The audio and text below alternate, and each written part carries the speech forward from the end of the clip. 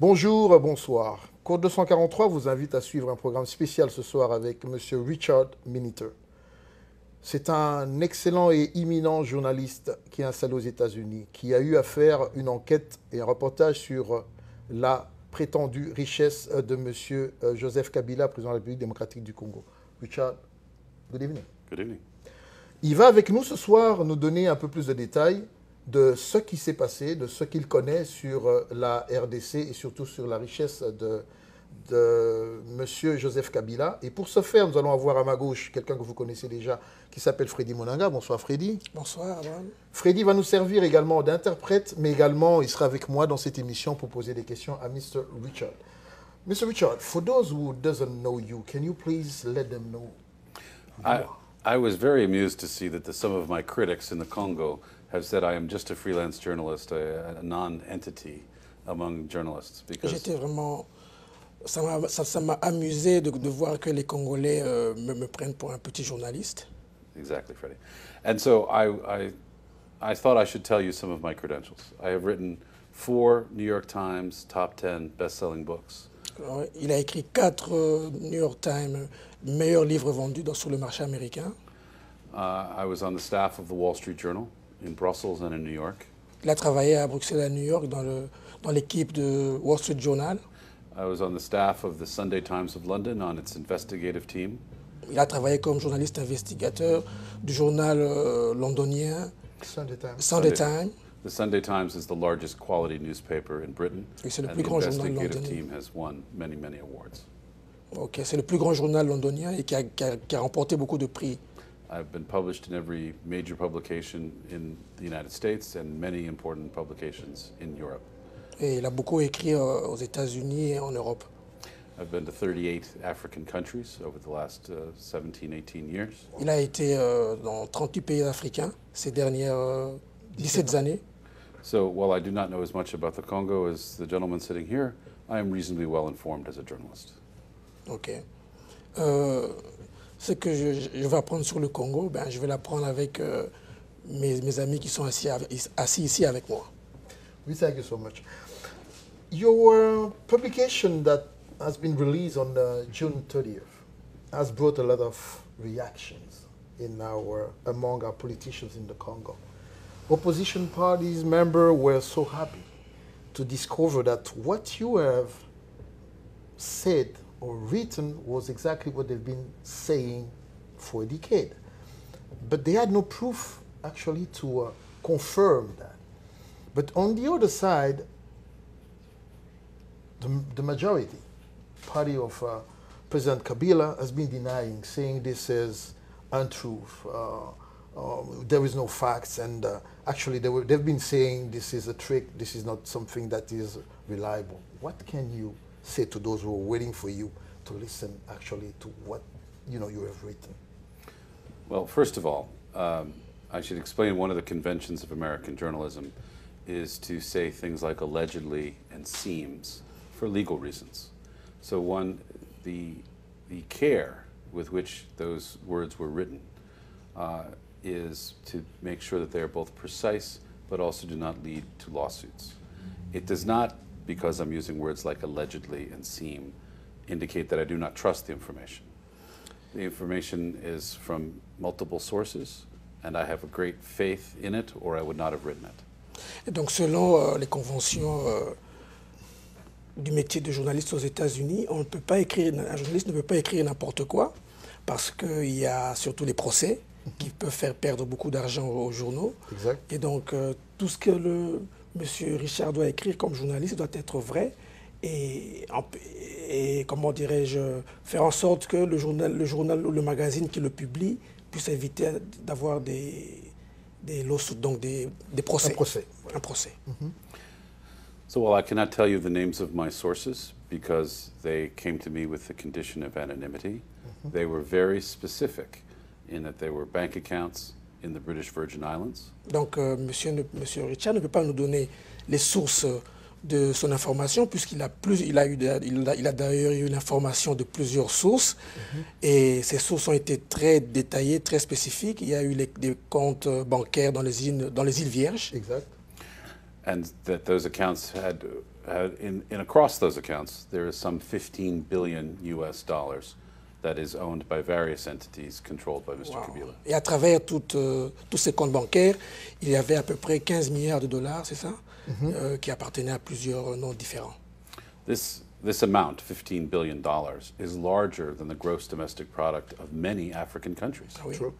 Mais donc 15 milliards de dollars, c'est énorme et c'est plus que... Beaucoup de sociétés qui sont installées. Oui, beaucoup de sociétés installées en Afrique. Than the economy. Oui, L'économie. beaucoup de budget africain. And so it is not surprising that Kabila and his allies deny that they have enriched themselves through corruption. What else would they say? Et ce n'est pas une surprise, c'est normal que Kabila et son entourage puissent dénier, justement, puissent nier le fait qu'ils possèdent 15 milliards de dollars, parce que c'est énorme. And the sheer size of these alleged thefts and diversions, if in fact my information is correct, and I believe that it is, the sheer size of it is also a moral indictment of Kabila and his associates. Et donc, si l'information est vraie, des 15 milliards de dollars que M. Kabila possède, eh bien, même moralement, c'est quelque chose que Kabila et son entourage, comment dirais-je... vont avoir un problème moral. Un problème moral par rapport à la population pour pouvoir expliquer cela. Comment en peu d'années ils ont pu récolter 15 milliards, c'est un peu ça, quoi. The sheer size of it points the finger at Kabila and asks the question, if that $15 billion was not in an offshore account, but in the Congo, how much good could it do?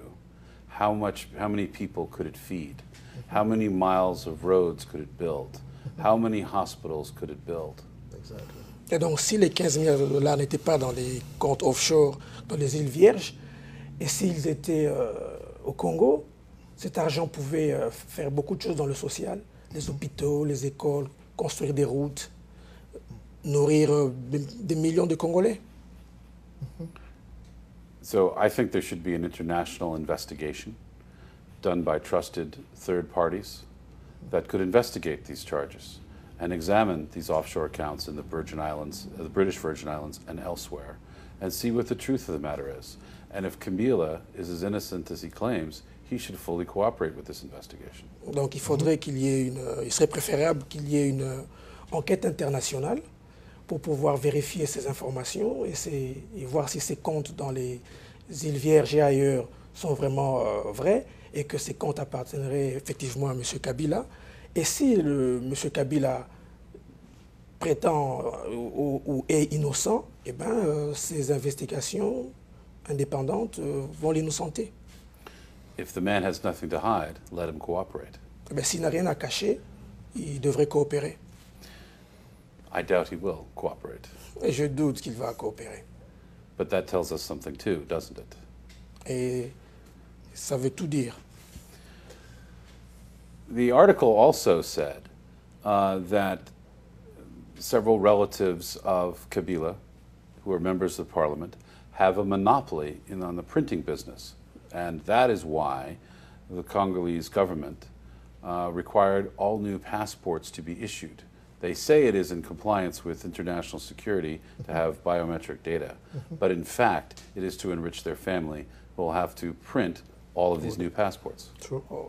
Et donc, dans cet article, il est question aussi de beaucoup de proches du président Kabila qui seraient dans des affaires d'imprimerie. D'imprimerie, oui. Et donc, par exemple, l'histoire du passeport congolais, ils ont dit que sur le plan international, il fallait des passeports biométriques oui. et qu'il fallait que tout Congolais puisse avoir un passeport biométrique, mais en réalité, c'était pour enrichir des membres et des proches du président Kabila. And if Kabila wants to rehabilitate himself in the eyes of the world, he could urge that a law be passed that says that any deputy serving in the parliament or that has served in the parliament may not have a government contract. Au fait, c'est parce que dans ces contrats avec les imprimeries, il y a aussi des membres du Parlement qui seraient dedans. Alors, si M. Kabila veut, s'il veut coopérer, il n'a qu'à faire en sorte que le Parlement puisse faire passer une loi comme quoi que quand on est membre du Parlement, ou membre du gouvernement, je suppose, on ne peut pas avoir des business ou des contrats avec le gouvernement. I mean, we must close this conflict of interest with which, on one hand, somebody's a deputy of the people, on the other hand, someone is getting rich from a government contract. Ainsi, il n'y aura pas de problème parce qu'on ne peut pas avoir une personne qui, d'un côté, travaille sert le pays et de l'autre côté, s'enrichit en ayant des contrats, en ayant des contrats avec le gouvernement.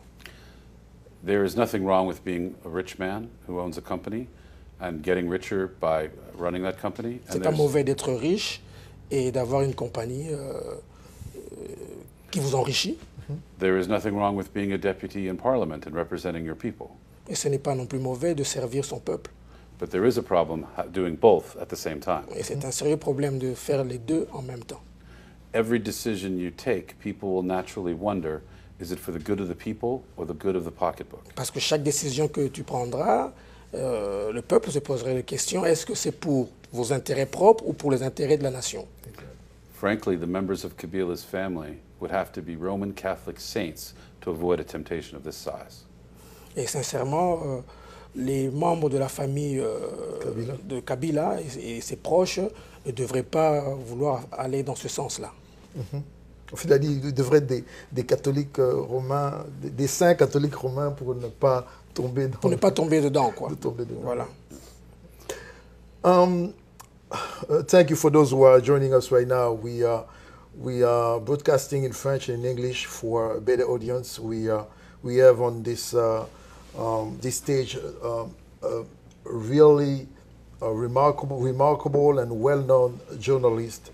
His name is Richard Miniter. For those who are joining us on Code 243, and he's going to explain to us or give us more detail about this article that he has released on Forbes newspaper 2 months ago.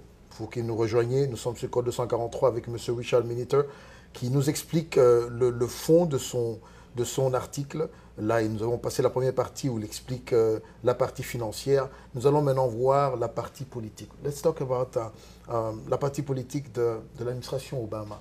On your article, you were saying that the President Obama actually, his administration or his foreign policy is different from Africa than the other abroad. Talking about his term, he doesn't want to see any boots on the ground. Do you think that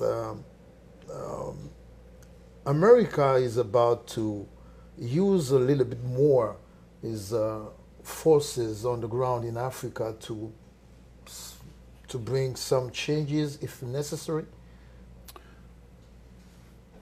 The Obama administration is unusual in all of American history because it's the first time in 70 years the U.S. has sent regular forces to Africa. Well, I'm talking about the Libya adventure. L'administration Obama, c'est une administration un peu exceptionnelle par rapport à ces 17 dernières années, parce que c'est la première fois qu'une administration puisse envoyer donc des militaires sur le terrain en Afrique. Before Obama's adventure in Libya, the last time regular American forces were in Africa was during World War II to fight the Nazis. So avant l'opération en Libye, cette descente de militaires en Libye, les Américains ont intervenu en Afrique, c'était durant la Deuxième Guerre mondiale. And before that, the last time American Navy or armed forces were in Africa was to fight the Barbary pirates in 1806 off the coast of Libya. Et avant cela, c'était en 1806, quand les Américains se sont attaqués aux pirates sur les côtes de la Libye. So the Americans are not the French. We do not frequently have adventures in Africa. Les Américains ne sont pas comme les Français qui vont régulièrement en Afrique. On the other hand, in contrast with the regular forces, there are the special forces, the commandos. Et comment dirais-je, différemment de l'armée régulière, il y a les forces spéciales et leur commandement. The commandos, which have various names, the U.S. Navy SEALs, the U.S. Army Rangers, Marine Corps Special Forces called MARSOC, and others have been increasingly active in Africa in the Obama years to an unprecedented level, to a higher level than we've ever seen before. Donc les forces spéciales, depuis qu'Obama est là, sont très actifs en Afrique et à un très haut niveau. You will find U.S. Special Forces active in Uganda, hunting the Lord's Resistance Army. Okay, donc les forces spéciales, vous les trouverez en Ouganda, à la recherche de LRA, l'armée du Seigneur, des rebelles. You will also find them in the Sahel and in the Sahara, training forces of Mauritania, of Mali, carrying out strikes against Al-Qaeda operatives in other places across that region.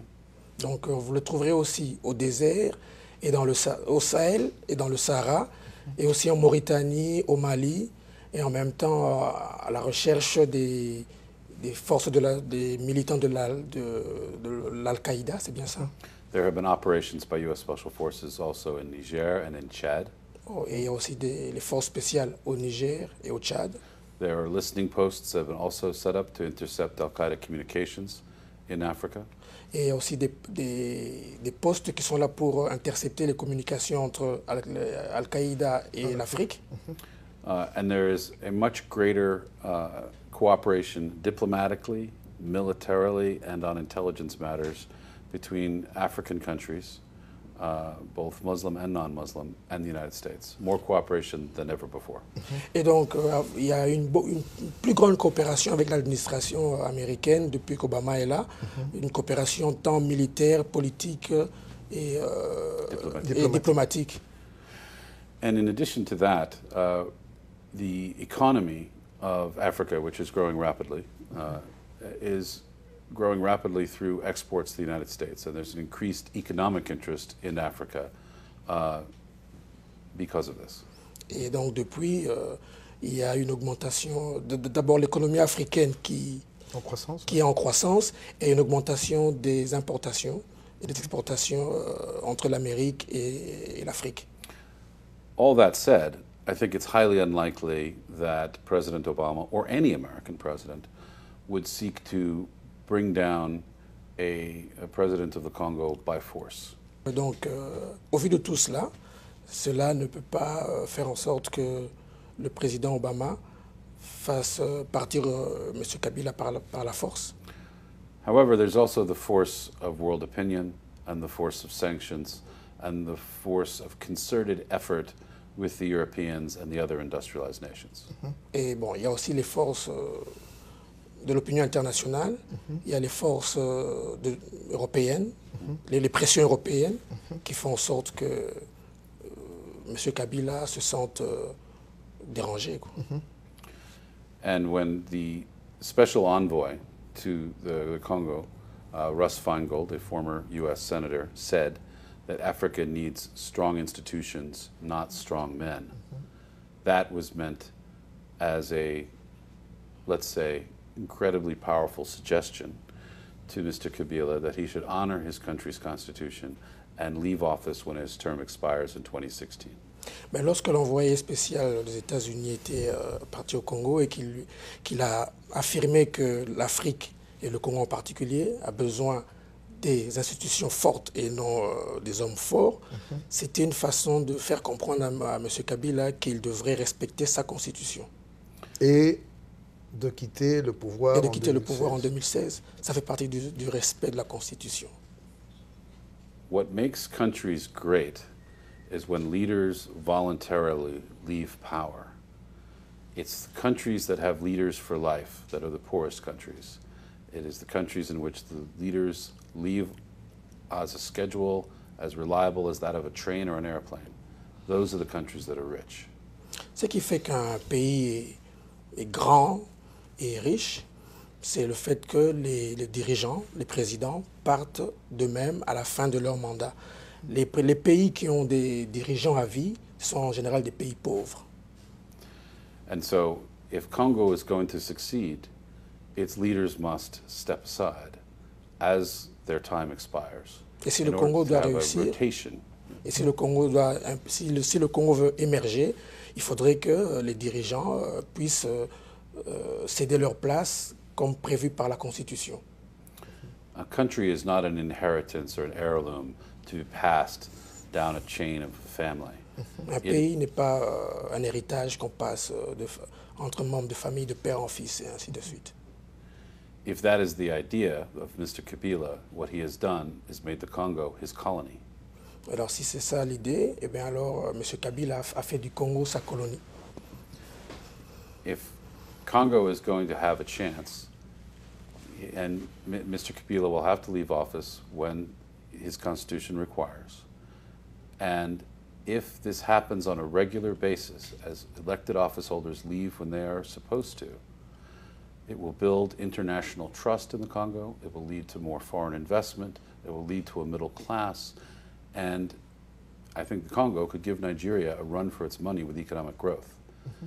If Mr. Kabila stays and the situation remains as it is, I think the only country they'll be competing with is Mali.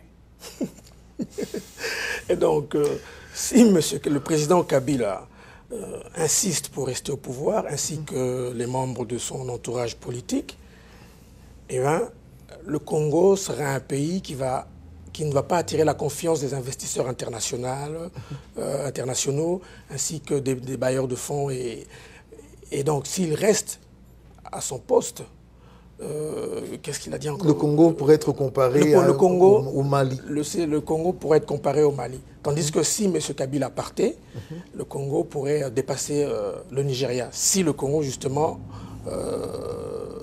comment dirais-je, si Kabila partait et que le Congo devenait un pays, on peut faire confiance, que les investisseurs puissent faire confiance et investir et tout. Exactement. The United States en anglais, des fois c'est court, en français ça va être long. Quoi. The United States doesn't want Mr. Kabila to leave because it dislikes him. The United States wants Mr. Kabila to leave because it likes the rule of law better. Les États-Unis n'ont pas un problème personnel avec M. Kabila. Ils veulent qu'il parte. Ce n'est pas personnel, mais c'est parce que la Constitution le prévoit. Et surtout que les États-Unis suggèrent et aimeraient voir l'état de droit, rule of law, être mis en place en RDC. Yes, the law must be certain, and it must be predictable, and it must be simple, and it must be widely understood and supported. Et ça, c'est vrai. Alors la loi doit être connue de tous et facilement interprétable pour que le pays puisse avancer. I mean, the law should be like the sun, in which its gravitational impulse holds all of the planets in perfect alignment. Et la loi doit être comme le soleil, où on voit toutes les planètes qui tournent autour. Donc le pays et tout le monde doivent tourner autour du soleil, qui est la loi, la Constitution. If the law applies to some men and not to other men, you do not have a system like the sun. You have chaos. Et si la loi ne s'applique pas à tout le monde et que la loi va à l'avantage d'une seule personne, vous n'allez pas avoir un système solaire avec les planètes bien alignées, ça sera le chaos. Voilà, ce sera le chaos. Alors, nous allons également continuer pendant que Freddy prend juste une petite pause. La semaine prochaine, il y aura, next week is going to be here, the first African-American, actually USA and African summit in Washington, D.C. But prior to that, President Obama has launched a program called YALI with 500 youth from Africa. They came up here since Monday. We've seen some of them. What is behind the scene of that? What do you think? Are they going to be the next generations of leaders in Africa with U.S. Taxpayer money, or it's just people being trained for a better leadership in Africa? I don't know much more about the program than what I've read, but I would answer your question by telling you a story. A few years ago, I took a trip to Zimbabwe. Je ne connais pas grand-chose sur ce programme de Young Leader International, mais je peux vous raconter une anecdote. Il y a quelques années, j'étais au Zimbabwe. And the Deputy Minister of Tourism took me to dinner. And she told me that she had a PhD from the University of Finland, and she had several degrees from universities in Germany and elsewhere. Et la ministre du Tourisme m'a invité à un déjeuner. Elle m'a appris qu'elle avait un diplôme, un doctorat de la Finlande et plusieurs diplômes de plusieurs pays européens, c'est ça?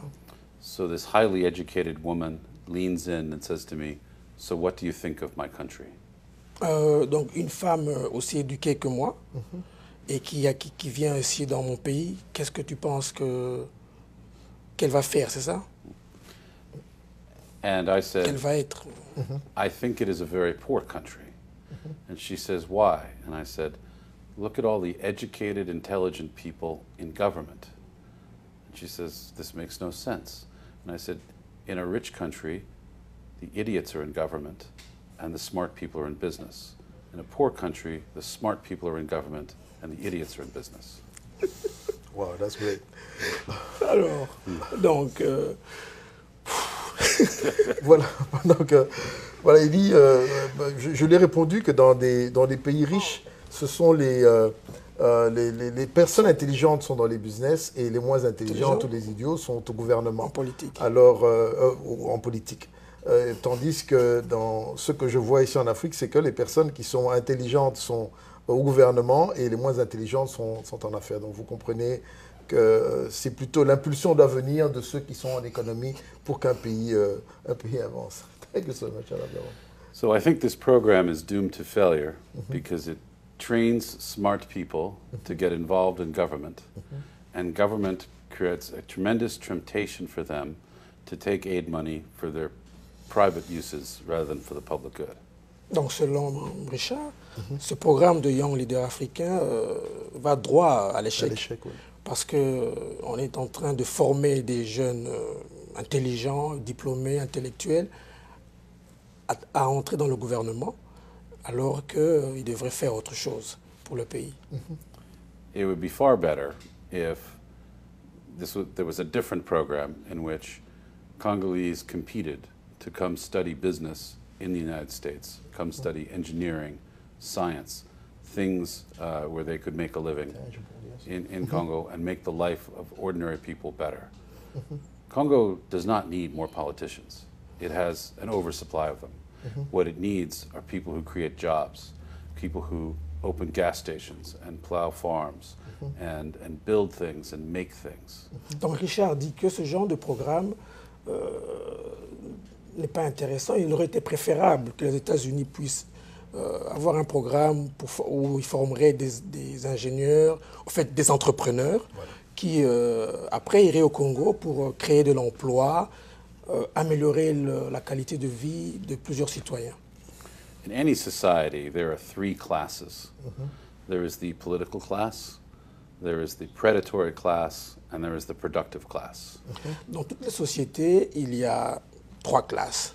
Il y a les politiciens, les prédateurs et les consommateurs. When the political class defends the productive class and fights the predatory class, you have progress, success, and peace. Alors, lorsque les politiciens s'attaquent aux prédateurs et défendent ceux qui produisent, donc là, vous avez le pays qui prospère. If the political class joins forces with the predatory class, as appears to have happened in the Congo, you have anarchy, misery, starvation, and war. Et quand c'est le contraire, donc quand c'est les politiciens qui se joignent aux prédateurs, eh bien, le résultat, c'est, comme au Congo actuellement, le chaos, la faim, la guerre, la misère. L'anarchie, oui. L'anarchie. The political class, starting with Mr. Kabila, needs to remember that their job is to fight and contain the predators, not to be predators themselves. And that is the most important thing they must keep in mind. Donc, M. Richard dit que donc, la classe politique de Kabila devrait savoir que leur obligation, leur devoir, c'est de ne pas se joindre aux prédateurs, mais plutôt de les combattre et de ne pas se faire prédateurs eux-mêmes. Exact. The reason why the productive class wants a political class is to fight predators. Et la raison de la classe politique, c'est bien ça? Non, la classe qui produit. La classe qui produit, c'est de devenir des prédateurs pour combattre. Non, ils veulent devenir des politiciens pour combattre les prédateurs. Right. Oui, voilà. If the political class surrenders their obligations and joins forces with the predatory class, then the productive class leaves. They go to Europe, they go to America, they go. Voilà. Et donc, quand la classe politique abandonne ne fait pas son travail et se joint aux prédateurs, les conséquences sont que la classe productive, donc ceux qui sont actifs, quittent le pays. Et on le voit, ils vont en Europe, en Amérique. Et donc, That's true. So what has Kabila done to fight the predators? qu'est-ce que Kabila a fait donc, pour combattre les prédateurs? He'll be in Washington next week. Maybe he can tell us. Eh bien, il sera à Washington la semaine prochaine et peut-être qu'il nous le dira. Voilà, peut-être qu'il nous dira. J'aimerais lancer ici un appel officiel aux représentants de la RDC. Code 243 sollicite officiellement une interview avec le président Kabila. Je vais le dire en anglais. We are requesting right now to the official in place in Congo. Once the President Kabila is going to be here in Washington, D.C., we requesting 60 minutes with him so we can talk about what's going on in the Congo. We can talk about his project. Is he going to step down in 2016? Toutes ces questions-là, je voudrais le dire officiellement. Je regarde toutes les trois caméras au nom de Code 243 et de M. Richard qui nous a rejoint ce soir. We are requesting this 60 minutes with President Kabila so we can talk in this country of freedom of speech. Nous puissions nous dire des choses et connaître un peu plus sur ce qu'il va faire. Et aussi pour savoir qu'est-ce qu'il fait pour combattre la classe prédateur et s'associer aux producteurs. Il a tout dit. Est-ce que tu as une question pour Richard? Yeah, my question was, I have a question. That was your first article for Africa, for any countries of Africa? It was the first time? The first article on the Congo, I've written about Africa many times. Oh, that's the first article on Congo. How come you think about Congo? First of all, I developed a number of sources that had gave me some unusual information. Voilà, j'ai développé plusieurs relations et sources qui me permettent d'avoir accès à plusieurs informations. And this is one area in which I and the Obama administration agree that Kabila should leave office in 2016. So it gave me the opportunity to write something that is actually in line with the President of the United States, and that doesn't happen very often. Pour une fois, l'administration américaine et moi-même, nous sommes d'accord sur une chose, c'est que le président Kabila en 2016 doit quitter le pouvoir, et ça c'est une chose qui est un peu inhabituelle, mais bon, pour une fois, nous sommes d'accord. So we're about to end up this program. For next week, actually, we're going to have few delegations in here, and as you know, in 2016, it's going to be like 16 presidential elections in Africa. President Yaya Boni of Benin has declared, I think, a statement on Monday with France 24. Yeah. He declared that he's not going to run for the presidency. So, what can you tell to those who want to try? We heard that President Sassou Nguesso is about maybe to present his son, or some others countries are trying to organize themselves to change the constitution. Even the Congo, I think you heard 2 days ago, Mr. Bouchab, who was the head of the majority party. They declare that he's going to be here. By the way, they declare that they're about to change the constitution, against the will of majority of people. They say who want to tell them that in 2016. No way, Mr. Kabila has to step down. So what advice can you let those people know? Because they want to, knowing that there's going to be election in America in 2016, there is a little game out there. Yeah. Is he going to be on there? Maybe they think that President Obama is weak. They can do whatever they want to do. What would be your advice? Well, first of all, whatever person replaces President Obama, it's worth noting that nobody in America thinks that Obama will stay in office past his term. it is understood by people of all parties that President Obama will leave on January 21st, 2017. Donc c'est connu aux États-Unis, le président Obama, en 2016, il sera parti. Our presidents have left office on schedule for over 200 years, and no one could imagine that stopping. Et donc c'est comme ça que ça se passe depuis, Plus de 200 ans. depuis plus de 200 ans, 2 mandats, et c'est fini. So that should be an example to Mr. Kabila, Mr. Obama's orderly leaving of office. Et ça doit être un exemple pour, entre autres, le président Kabila, de voir que M. Obama va quitter le pouvoir en 2016. Next, I think whatever person replaces President Obama, Democrat or Republican, that person will be much stronger in personality and in action. Alors, peu importe la personne qui va venir après le président Obama, cette personne sera encore beaucoup plus fort et plus tenace, je crois, que l'actuel président. President Obama has an unusual personality in that he is remote. He likes to go and think for a long time before he takes an action. He has the mind of a scholar. Le président Obama est un président un peu inhabituel. Il prend beaucoup de temps et il réfléchit beaucoup quand il traite certains cas, quand il traite les cas internationaux et nationaux. And sometimes this mind of a scholar gets mistaken for weakness, but that would be a mistake. Et sa façon de réfléchir d'intellectuel, de professeur, fait en sorte que des fois on a l'impression qu'il est faible. Et c'est une erreur. Et c'est une grosse erreur. Yeah. Consider the case of Mr. Gaddafi, Prenons le cas de M. Kadhafi, Mr. Mubarak, ou M. Moubarak, or other African leaders have stood against America's will. et tous les autres chefs d'État africains, entre autres, qui se sont mis en face des États-Unis.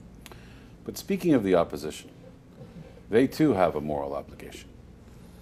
They must remember not just to be Democrats when they're out of power, as every African group always is. They're always for democracy when they're out of power, but to be Democrats when they're in power. Donc, parlons de l'opposition. C'est l'opposition américaine, Non, l'opposition congolaise. l'opposition congolaise. Ben, eux aussi, ils doivent prendre cela en exemple et savoir qu'ils doivent être un exemple de démocratie. And they should call for freer trade, which would lower the cost of goods for the people of the Congo. They should call for stronger money, not having the inflation eat the money away as it has in the Congo.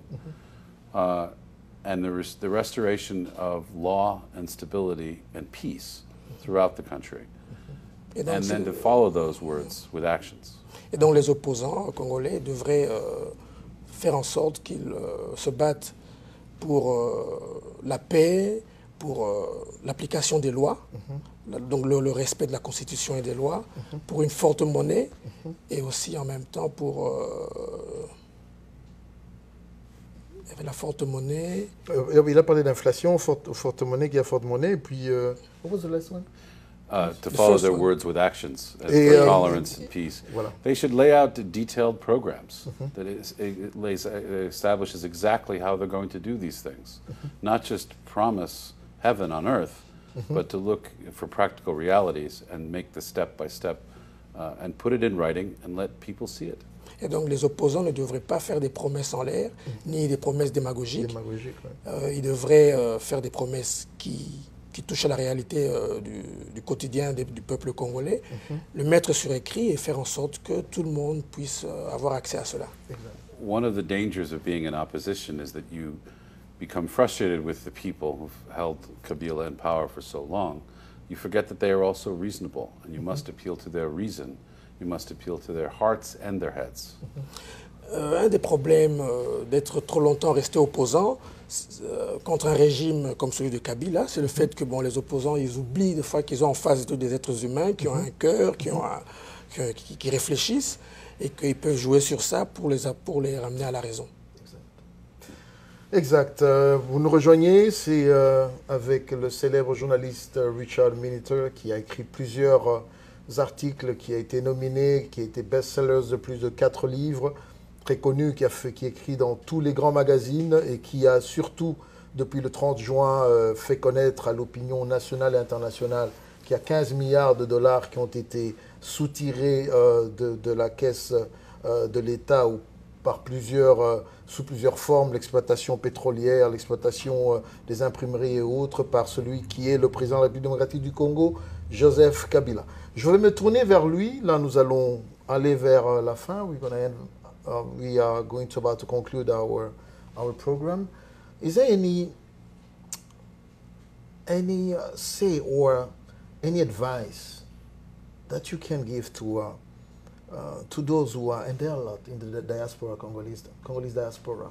They had a lot of expectations of the international community, thinking that one day the international community will step in and stand for some situation. I may say for the Congo, 6.5 million people being killed.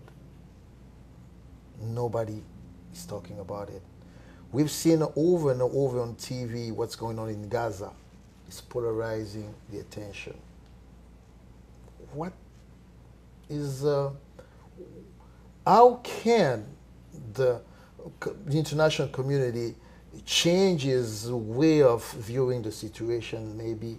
And because we as Africans, to be honest with you, sometimes we look like, are we really human beings to some people's eyes, or we just, statistics out there? Qu'est-ce que vous pouvez dire au peuple congolais, surtout à la diaspora congolaise, concernant entre autres cet épineux problème, ce drame que le Congo a avec plus de 6 millions de morts? Parce que l'actualité, selon la diaspora, on constate que l'actualité se focalise entre autres sur ce qui se passe à Gaza, alors qu'au Congo, il y a plus de 6 millions de morts. Et on a l'impression que la communauté internationale ne s'intéresse pas à cela. Alors, quel avis vous pouvez donner aux Congolais, à la diaspora, qui pourrait faire en sorte que la communauté internationale change sa façon de voir les choses au Congo et puisse agir pour mettre fin à ce drame? I think there are two interconnected problems. One, I think the Western media is extremely lazy. And so it only covers stories that it already has storylines for. Ok, donc les médias européens, disons les médias de l'Occident, sont en général un peu très paresseux parce qu'ils préfèrent des histoires qui peuvent se vendre facilement, qui sont connues de tous. So with Gaza and Israel and the Palestinians, they've had the script of that story for 40 years. So it is very easy for them to do those stories. Alors, le problème israélien, ça fait plus de 40 ans que ça existe, donc tout le monde est au courant, et donc c'est très facile pour eux d'écrire des papiers dessus. That is not to say that they are deeply dishonest in their coverage of Israel, but that's a subject for another time. Bon, ils sont vraiment pas très honnêtes dans la couverture du problème israélien, mais bon, ça c'est un autre problème. But when they look at Africa, they don't have a pre-made storyline. And the pre-made storylines that they used to have are very poor. I mean, they're either about the digging of a well, or race relations, or the beauty of some international initiative which is just starting and hasn't proven itself. Alors, concernant l'Afrique, ils n'ont pas vraiment de grandes histoires qui sont connues, en dehors de la pauvreté. Le forage des puits. Oui, le forage des puits et donc tout ce qui est lié à aux aides. Oui, au programme d'aide, oui. Au programme des ONG. Okay. And so, c'est très pauvre à couvrir. Exactly. But if you ask them to cover Africa as they would cover other countries. Et quand vous leur demandez de couvrir l'Afrique, ils vont aller couvrir un autre pays. And to look at the human complexity that makes reporting anything interesting, they immediately recoil because it would require them to get out of their laziness and out of their stereotypes. Alors avec toute cette complexité de culture, cela leur demanderait du travail, ils devraient aller sur le terrain, investiguer, et donc ils préfèrent rester paresseux comme ils sont. Which also takes me to the second problem, which is the international aid agencies. Le deuxième problème, ce sont les aides. Les agences internationales d'aide. Oui. They call themselves humanitarian, but they exist for their own benefit, not Africa's. Alors, ils se disent humanitaires, mais en réalité, ils travaillent pour eux-mêmes. So they like to magnify problems in Africa so that they can get more money from the international community to help solve the problem. Ils aggravent les problèmes qu'il y a en Afrique pour recevoir beaucoup plus d'argent de leur gouvernement, soi-disant pour solutionner les problèmes africains.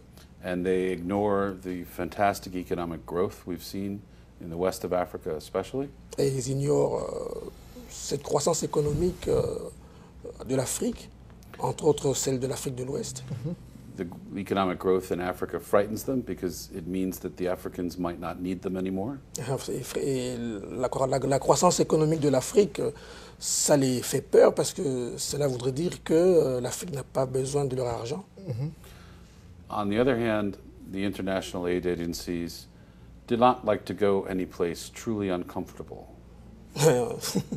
Et en plus, ces agences d'aide internationale n'aiment pas aller dans des endroits qui sont inconfortables. They are perfectly happy to help humanity, but there should be an air conditioner and a swimming pool nearby. Et ils aimeraient bien aider, mais ils préfèrent aider dans les endroits confortables où ils ont leur climatisation, piscine, villa. So they ignore the massive misery in the Congo, Et ils ignorent la pauvreté populaire au Congo, entre autres, the rapes, les viols, the killings, the slaughter, the disease. les They ignore these assassinats. things because to build a compound there for them to help people would be impossible or difficult. Et donc ils ignorent les viols, les assassinats, la misère et tout ça, parce que s'ils devraient considérer cela, ça voudrait dire qu'ils devraient aller sur le terrain et réellement aider. Remember, they want to be seen to do things. They don't want to actually do these things. Donc rappelez-vous, ils veulent être vus comme s'ils faisaient des choses, ils posaient des actions, sans pour autant les poser. Now, where does the media get its stories about Africa? From these very same international aid agencies. Alors maintenant, ces médias de l'Occident, où est-ce qu'ils trouvent, qui sont les sources de leurs informations? Ce sont ces agences d'aide.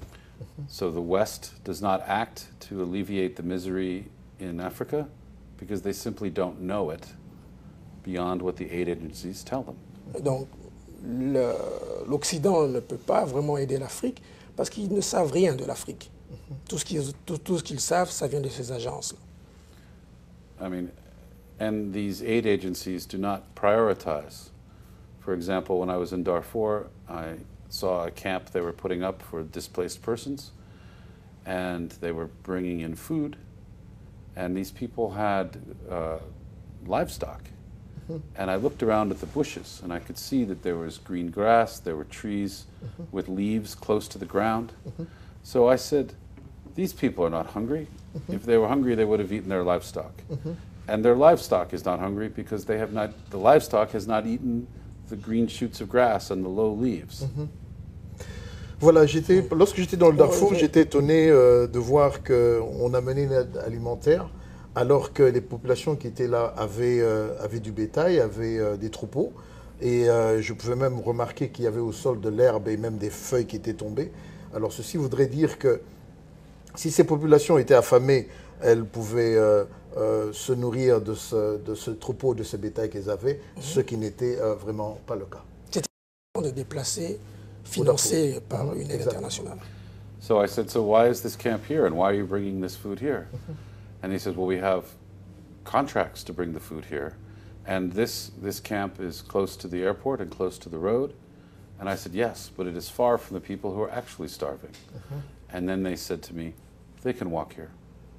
Alors il leur a posé la question, mais pourquoi ce camp ici? Et simplement parce que c'était près de l'aéroport, près de la route, et c'était très facile pour eux, alors que les véritables populations qui avaient besoin d'aide étaient au fin fond du pays. Il posera la question de savoir pourquoi là. Pourquoi là? Il s'est fait entendu répondre que ces gens peuvent marcher jusque-là. They were happy for a woman, a pregnant woman with a child, to walk 2 days in the Sahel with very little water and no food to come to their camp, rather than to move the camp closer to where these people are.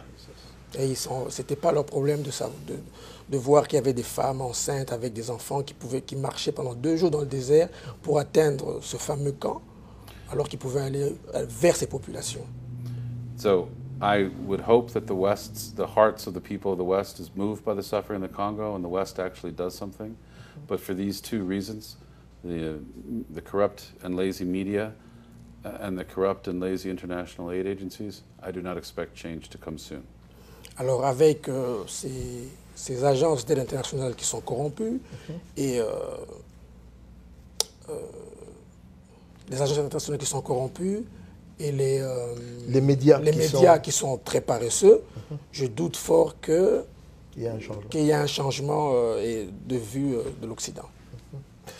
Vous l'avez entendu, cela vient d'un expert qui a visité pendant ces dernières 17 années plusieurs pays. Et nous voulons le remercier parce que 38 countries. Il a visité 38 pays en Afrique.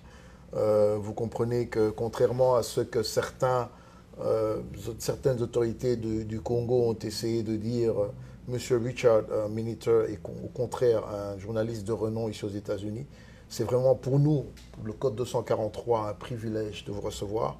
Vous avez abandonné vos grands bureaux de Forbes, vous faites un magnifique travail pour venir nous voir ici à Code 243 et nous vous remercions pour cette éminente votre présence et surtout pour ces conseils que vous avez donnés à cette diaspora africaine, à tous ceux qui nous suivent, nous regardent et surtout principalement ce message aux dirigeants congolais et africains en général.